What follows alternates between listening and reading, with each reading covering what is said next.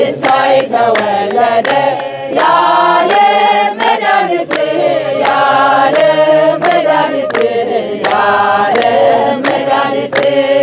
በስመ አብ ወወልድ ወመንፈስ ቅዱስ አሃዱ አምላክ አሜን።